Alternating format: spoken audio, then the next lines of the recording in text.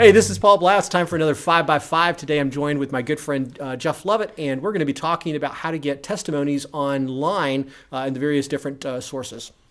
All right, so Paul, I know both of our websites, blouhtech.com and minesummerhilldigital.com, we both have testimonials on that. And I know for my case, and I'll go ahead and admit it, the testimonials on my website are ones that I ask people to give to me. I did. I sent them an email and I said, hey, Bob or Joe or whatever, would you please write me a testimonial? I'm building this great new website and I really want people to say nice things about me. And so some of my friends and my clients, they sent me an email back and they said, sure, Jeff, I'd love to write nice things about you. And they sent me back an email. You were one of the ones that wrote a nice thing about me and I wrote a nice thing about you, and we kind of swapped our nice things back and forth.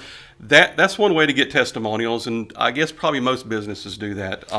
Exactly. What is your take on that? Yeah, absolutely, and that's exactly the right attitude to make it intentful, to make it actually be a part of your marketing philosophy, to go in there and try to create these testimonies. And you are going to have to, like anything else in sales and marketing, you're going to have to seek this out. You're not going to be able to get this done just by happenstance. So, hey, I've put up a Google link and I've got a Google Plus account, and so now people are just going to flood in and put reviews. Well, no, that's not going to happen. But if you ask, a small portion of the people that you ask are going to actually do that. So the trick is making sure that you ask enough and that you ask consistently and that you're asking all the time, because what you also don't want to do, even, first of all, we want to get a lot of numbers in there, enough that it's relevant, but we also don't want them to get stale. Yeah, and that's the thing about it. My website for my new company I started 6 or 7 months ago, it's been the same ones now for forever, and people that go there consistently see the same ones all the time, so it's about time to change them out. And that's an important thing. If you have testimonials on the website,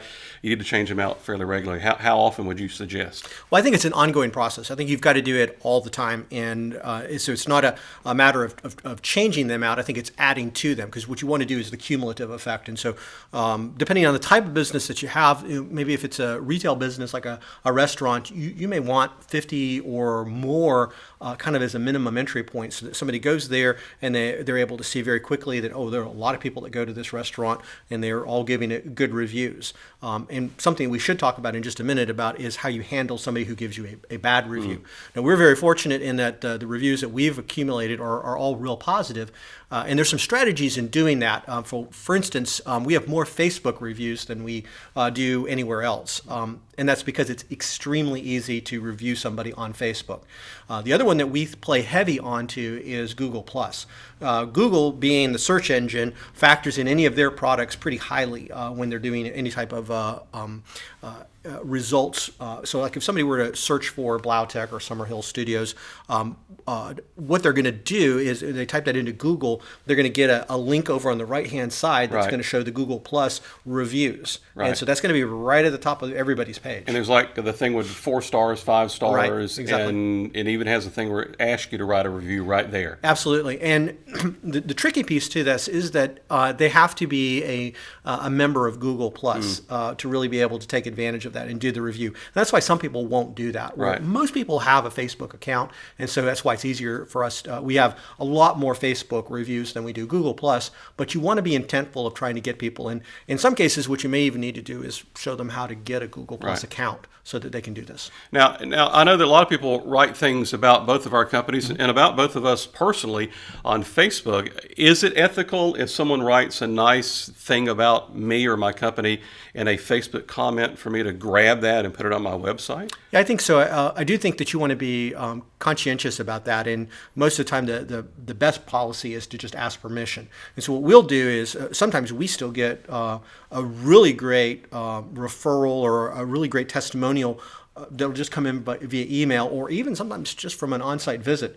And we're talking with somebody and they say, we just love what you did about this. And we'll ask, well, could you give me that in writing, or could I write that down, what you just said, and would you mind if we used that? And so by getting permission, then they're not ever going to be offended if they see their face or their name associated with some of your marketing material.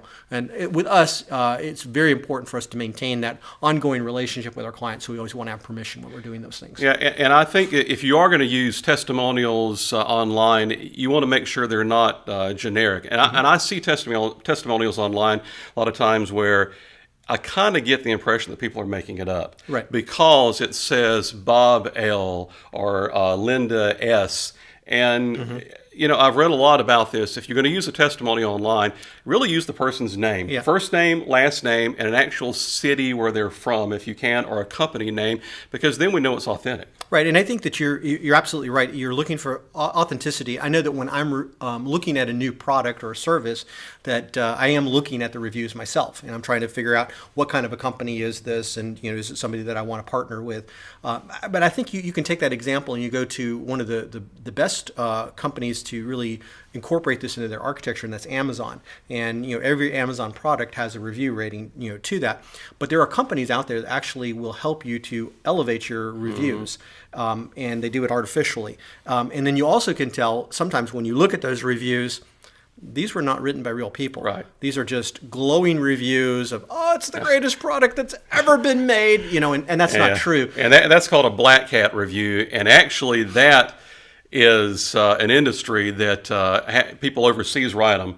And if Amazon catches you doing that, they will a lot of times just remove you off the site. So be careful. I mean, you can buy people to review your stuff, but if they actually catch you coming from those sites, they can remove you. Right, and I think the reverse of that, though, is what we started to talk about, and that's where we solicit those reviews, those testimonials from people that we do actually do business with and that we know. And so I don't think that because I do business with you, I don't think it's at all unethical for me to put a review of your product because I use it. Right. I'd be willing to give you one even if you didn't ask me. Exactly. It's just that you asked me, so I did. Right. Exactly. All right. So we want to talk more about reviews next time. And I think next time we want to talk about what to do if somebody gives you a bad review. Right. I mean, should I ditch it? I mean, a lot of people, they get bad reviews and they just throw it away. But that really is not a very good strategy.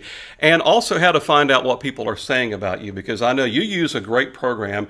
And I have people ask me about this all the time. How do I know what people are saying about me out there in the world of the worldwide intraweb? I mean, and there is some programs that do it. And you have one that's really great about that. So we're going to talk about that next time. So we hope you'll tune in and catch some more of me and Paul next time talking about how to know what people are saying about you and how to get people to say nice things about you. Absolutely.